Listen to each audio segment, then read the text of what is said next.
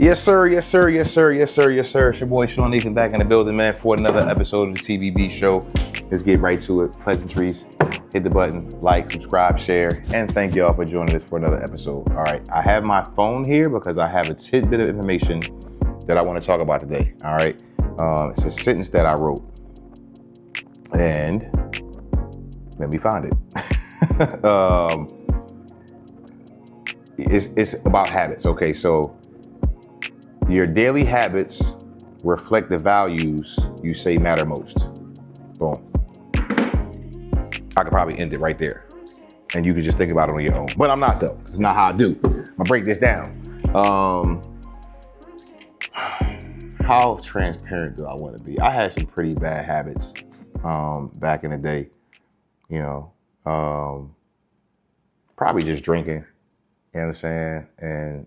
And chicks and women. But I can remember myself during certain stages of life where my conversation, it was all a smokescreen. Well, not all of it.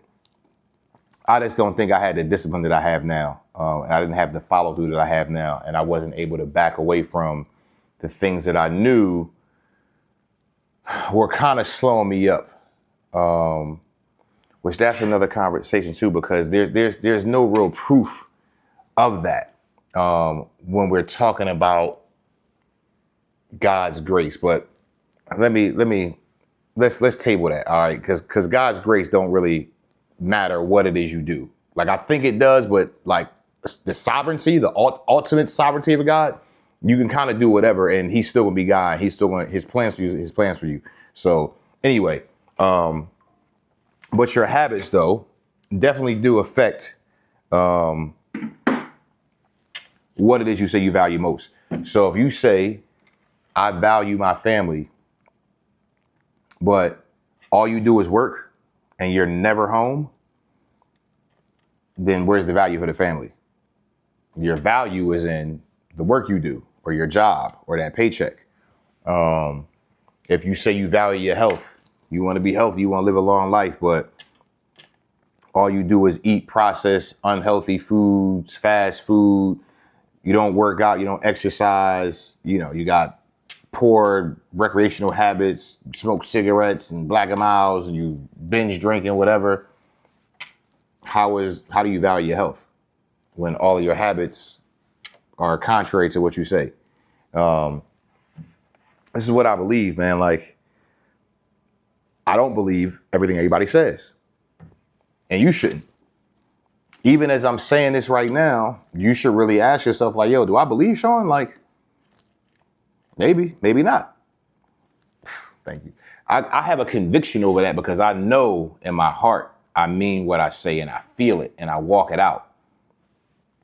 And this is why I keep telling y'all, I'm just too sushi for some of y'all. And for other people in other areas, like I'm not everybody's cup of tea. Because the level of sushiness that I put out there is like, this dude says whatever, but if you don't know me, it could be interpreted as like an agenda or like malicious. You know what I'm saying? But if you do get to really enter into my circle, you'll be able to tell habitually, these are my habits. All right. This is my language.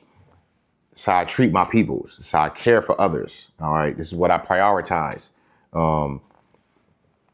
It lines up with my value system. All right. I'm not a fan of being in debt and being broke. So I had to really make an honest decision or a conscious decision and get honest with myself, being like, I went through a period where I was just kind of buying stuff. And at the time, it kind of felt like, oh, I need it.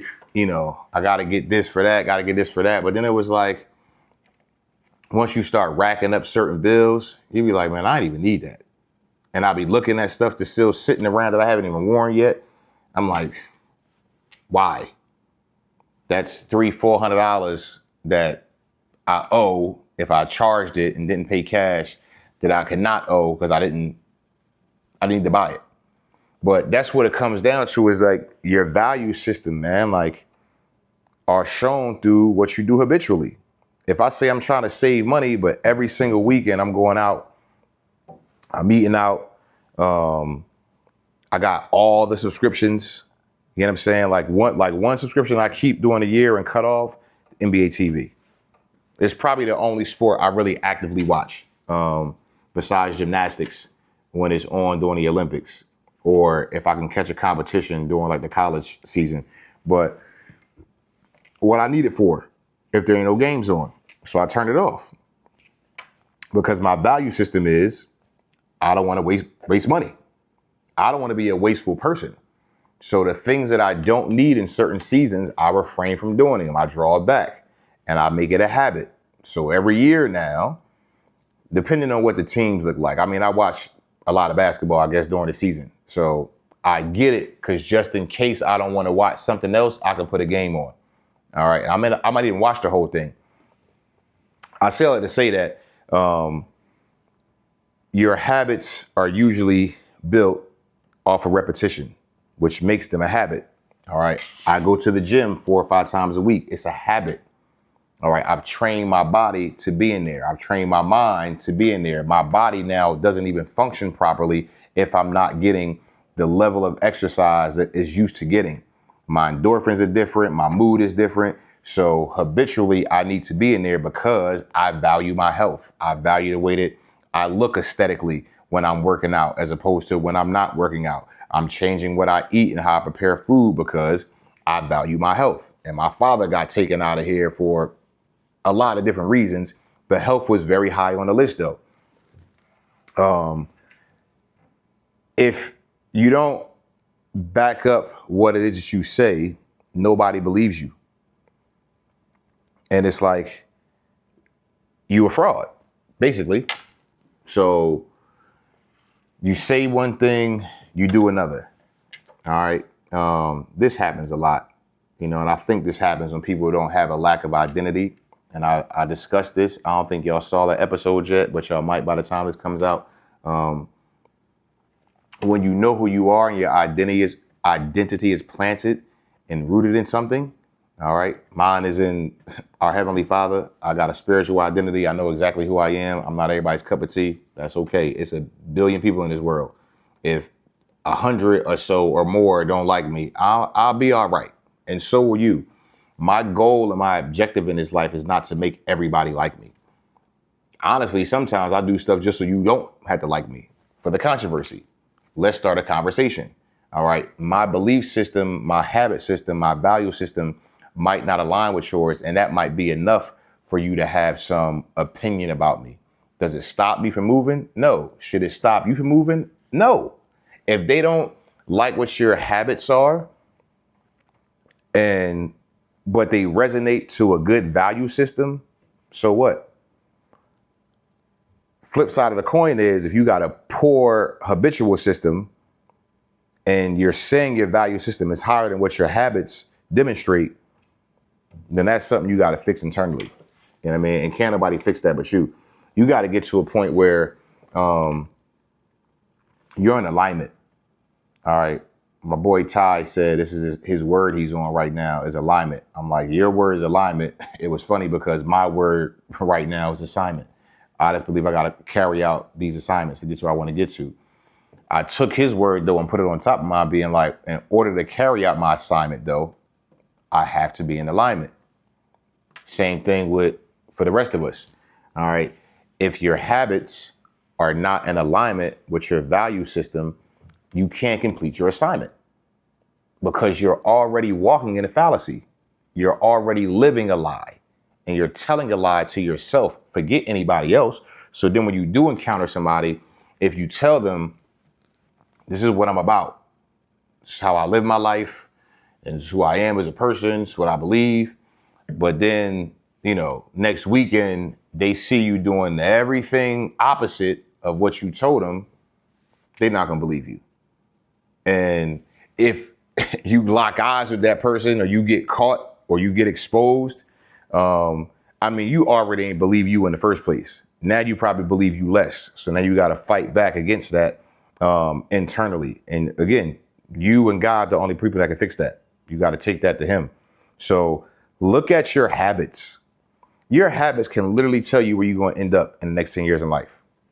That's a bar. I just got that one out of nowhere. Thank you, Father. Your habits right now will dictate what happens to you in the next 5 to 10 years. Financially, spiritually, health-wise, friendship-wise, relationally, like all of it. Whatever your habits are now, all right? It's crazy because we usually only use like negative habits. So let me use some positive habits. Like, let me say like you save $25 a week faithfully. This is a habit of yours, no matter what. Maybe you don't eat out that weekend. Maybe you skip the movies, whatever. But no matter what, though, you have built this habitual system that $25 every single week is going into a HYSA and not a regular savings account. At least this way it's getting like compound interest. You can build a metric and you can do the data. And you can say, if I put $25 away for 52 weeks a year at whatever the interest rate may be, let's say 3.8, that's about average for most HYSAs. Sometimes they hit like 4.2, whatever. I've never seen it more than 5. You can calculate where you'll be and how much you'll have in the next 5 years. And you can reverse engineer that. If you don't save this $25 every single week for the next 5 years, but you do the math on what it could be, that's the amount of money that you won't have in the next 5 years.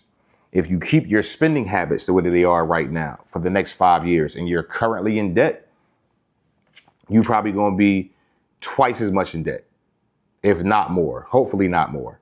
And hopefully you get a handle on it.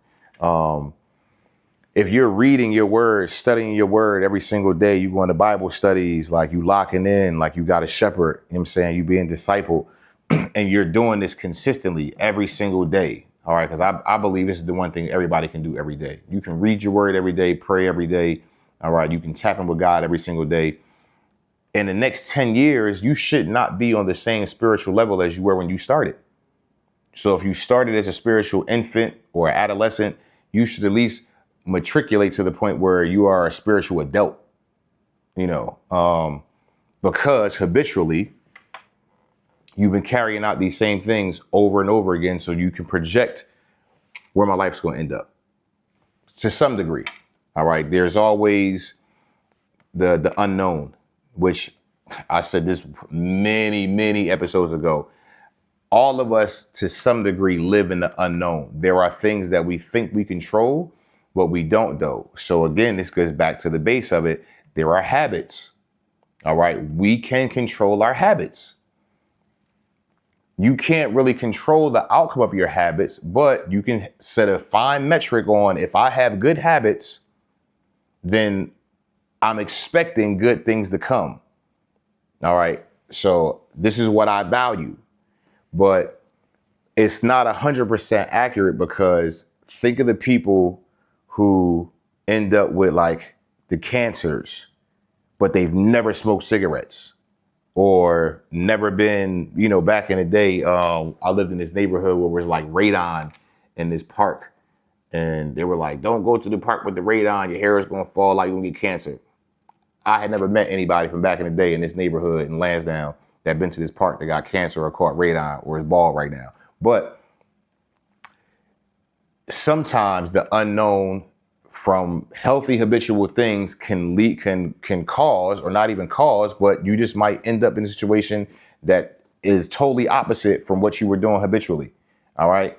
I don't understand it. And I mean, these are the things that nobody understands. These are the unknowns, but there are some variables though, where you can kind of try to dictate what will happen to you. All right. If you don't pay your taxes for 5 to 10 years, they're going to Wesley snipe you if you make enough money. Here's the other side of that. I talked to this tax dude, right?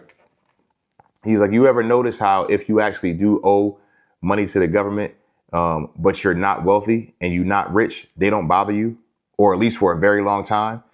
And he said it's because if you don't, because I didn't file taxes for a while. And he was like, you need to file them because they owe you money that you probably don't know about.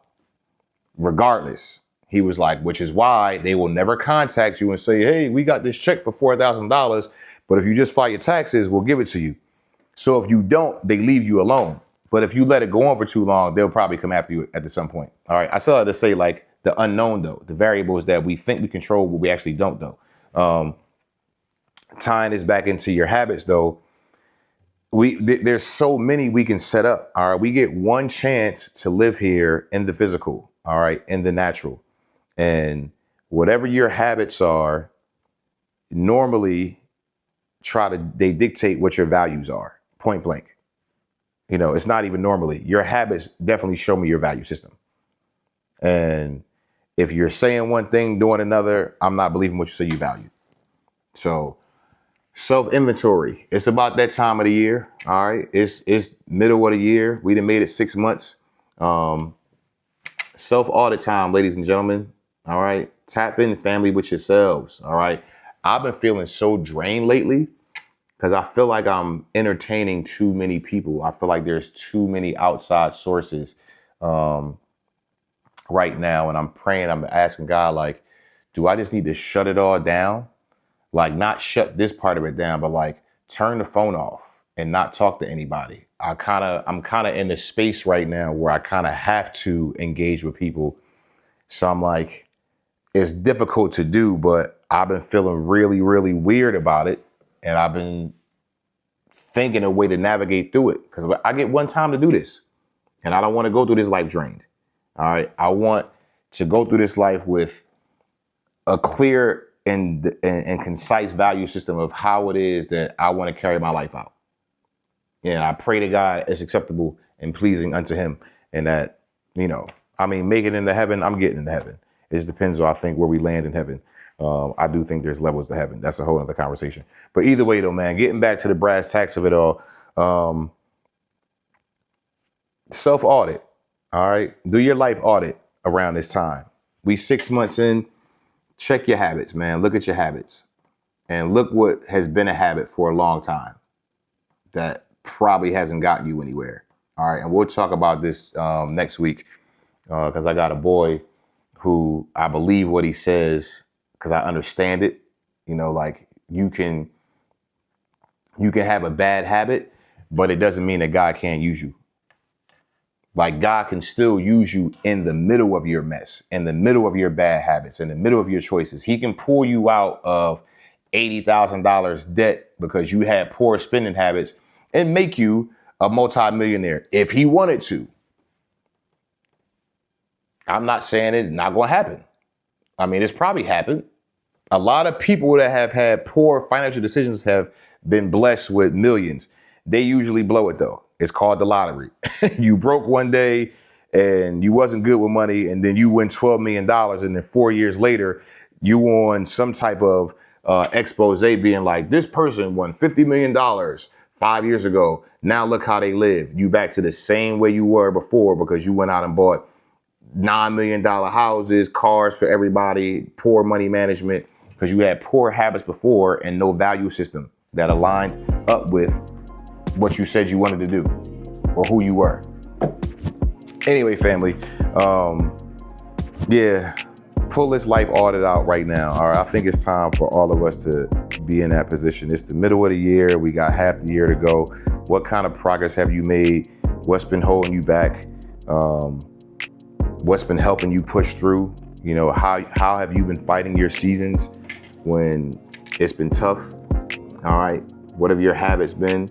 And maybe you got to reassess on what your values actually are. Maybe that's part of the problem that people got. We might have poor habits, or we don't even look at our habits because we don't have a value system. So I think if we actually define a value system for ourselves and we begin to carry it out, and we want it and we desire it and it becomes a life force for us, then our habits will begin to change so it can align properly with what our value system is. That's it. That's all I got. Family, half the year is gone, man. Love somebody, hug somebody, get active, all right? Get in alignment, execute your assignment. Until next week, we out of here. See y'all later.